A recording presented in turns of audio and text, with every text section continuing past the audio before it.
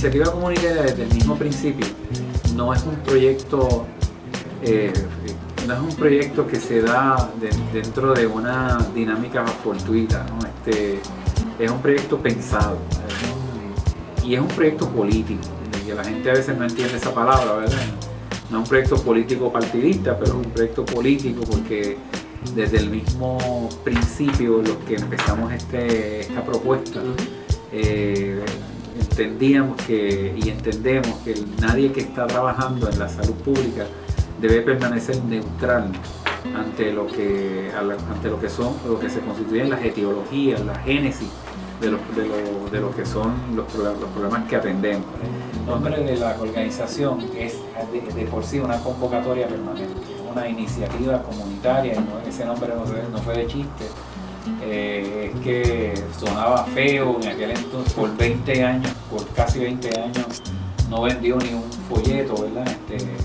Pero desde el mismo principio estábamos absolutamente convencidos que condiciones como el VIH se iban a repetir en otras esferas de la sociedad que no tienen que ver con nada clínico, como resultó con las adicciones, la pobreza, el desalojo, hay muchísimos fenómenos sociales que sea la violencia contra las mujeres, etcétera, etcétera.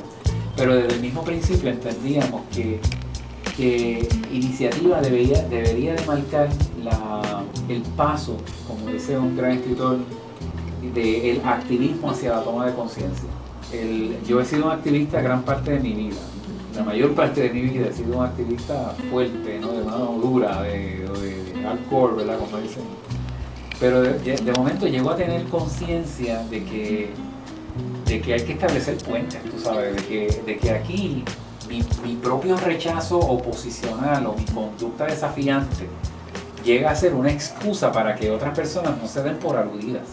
Esto es una sociedad increíblemente fragmentada, así que lo que nosotros estamos proponiendo es algo increíblemente, igualmente revolucionario. Establezcamos puentes, porque al fin y al cabo estamos compartiendo el mismo archipiélago, estamos compartiendo el mismo pedazo de tierra, estamos compartiendo los mismos recursos, y más vale que nosotros midamos qué cañón vamos a usar para la guerra y que no nos autodestruya. Yo creo que más vale que empecemos a entender que como quiera vamos a tener que convivir con azules y rojos y con verdes y amarillos, y entonces es importante que sin que claudiquemos ante asuntos de conciencia podamos establecer una vía que esté limpia del partidismo y del protagonismo para provocar entonces nuevas propuestas que sean inclusivas. Nunca le hemos negado un aplauso a algo que merece un aplauso, aunque eso sea de derecha, o sea de izquierda, o sea del centro, o sea del cielo, o sea del infierno. Pero tampoco le hemos negado un abucheo o un rechazo tajante y desafiante a todo lo que entendemos que merece tal cosa. Cuando aquí se habla de plural, o hablamos en plural, no es para diluirnos en el plural, porque eso lo hacen los políticos partidistas. Hablamos en plural porque desde el día 1 entendíamos que esto no era el médico tratando de transformar la salud del paciente, haciéndole creer que podemos burlar la muerte.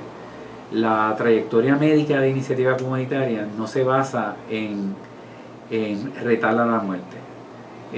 La trayectoria clínica de iniciativa comunitaria en esos comienzos, cuando era bien clínico, estaba fundamentada en poder promover una mejor calidad de vida, poder promover que el individuo se sintiera dueño de su proceso y que por lo tanto el médico como proveedor de servicios de salud insistiera en que la relación médico-paciente se saliera del contexto que usualmente se define, que es una relación de poder en donde alguien sabe mucho y la otra persona no sabe nada. En el caso nuestro, desde el principio, una receta debe ser el resultado de una interacción dialogal.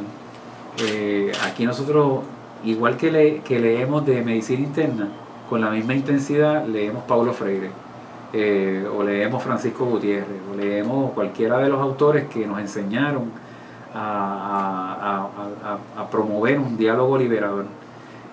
Una de las cosas que uno toma en consideración, si uno realmente es serio en el concepto de salud pública, es que el 75 al 85% de la población que asiste a un médico primario llega allí por estresores mal manejados. Desde ese principio nosotros pensamos en una ecuación bien sencilla. Si yo no tengo chavo, no tengo nada para ofrecerle al paciente que inspire un racional de esperanza.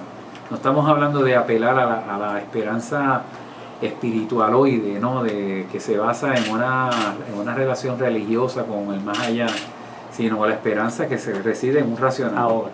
Sí, ahora y desde el principio. Ahora.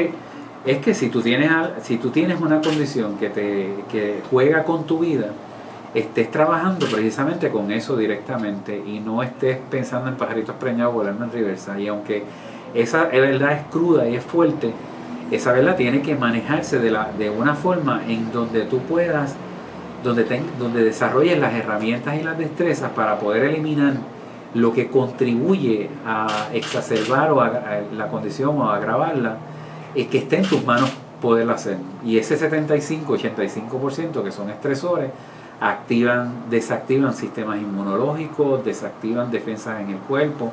Y entonces nosotros estábamos convencidos desde el día 1 que uno de los lugares donde teníamos que buscar nuevas alternativas para el paciente que en aquel entonces no tenía ninguna, era en sí mismo. Procurar que el paciente fuera el centro de la actividad nuestra. Segundo, que dejara de ser paciente, porque nadie que esté enfermo debe ser paciente, debe ser impaciente.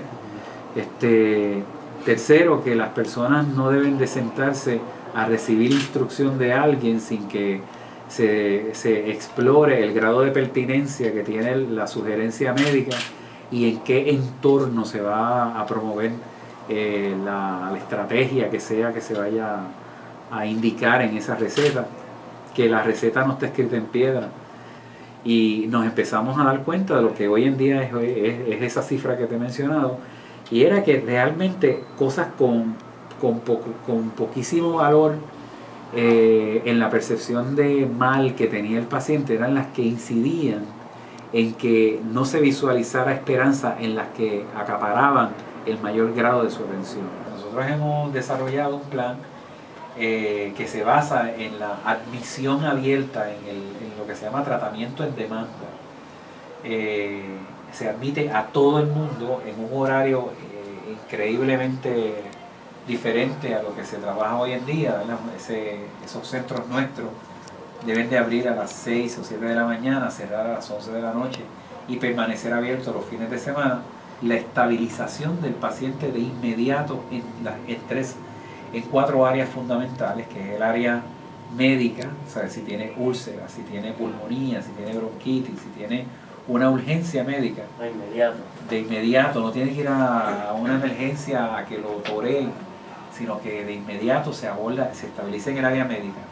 Si hay que hidratarlo, etcétera, se estabiliza en el área emocional, porque hay un componente muy poderoso de psicólogos y psiquiatras, y en ese sentido, si la persona en el historial clínico se descubre que es una persona que corre con varios diagnósticos a la vez, lo que se llaman diagnósticos co-ocurrentes, pues entonces el abordaje también es igualmente parecido. Tercero, se aborda en el área de la adicción, es decir, la persona no tiene que esperar, pues ven el lunes o ven el viernes para lo que viene el médico, lo que te da la primera dosis, ¿no? Ahí se estabiliza en su área de adicción con medicamentos, de tal manera que no caiga en un síndrome de retirada. Y cuarto, se estabiliza en el área social. Hay duchas, hay comida, hay ropa, pero también hay un buen sistema de trabajo social que empieza lo que va a ser el camino hacia su reinserción social. Para una persona sentirse que va a curarse, tiene que estar absolutamente consciente de su condición. Y hay gente que no lo está. Tiene que estar absolutamente consciente de las consecuencias de su condición si no se la cura. Hay gente que no lo está. Y la gente, y algo bien importante, la gente tiene que estar absolutamente consciente de por qué confiar en el que le dice que lo puede curar. Entonces ahí es donde yo digo que todas estas organizaciones que tienen una historia de vocación tremenda, que yo no juzgo nada de eso, tienen la posibilidad de moverse ante las necesidades y a las necesidades emergentes, moverse ya de ese plan antiguo, ¿verdad?, donde la adicción era otra cosa, al siglo XXI, donde la adicción es una complejidad social que requiere una movilización no tradicional, amplia, robusta, de todas las fuerzas integrativas en favor del alivio, de la solución de ese problema. Y sobre todo, que no confundamos, sobre todo no confundiendo, que ahí es donde está el carácter positivo, el elemento criminal que acompaña la droga como elemento criminal, que es el narcotráfico, el elemento patológico, que es el uso de drogas. El concepto de promoción de salud implica que se trata de que cualquier persona, el enfermo y el que no está, vea el estado óptimo de su salud como una ganancia, ¿verdad? Que para lograr eso participe de eso y que se entienda que esa participación está fundamentada en lo que le es pertinente. Por lo tanto, los planes genéricos ya no sirven. Así que esa idea de que la misma inyección para todo el mundo, la misma metadona para todo el mundo, la misma buprenorfina para todo el mundo, no cabe en iniciativa, porque nosotros creemos que debe de haber un menú muy amplio, porque las adicciones ninguna es parecida a la otra.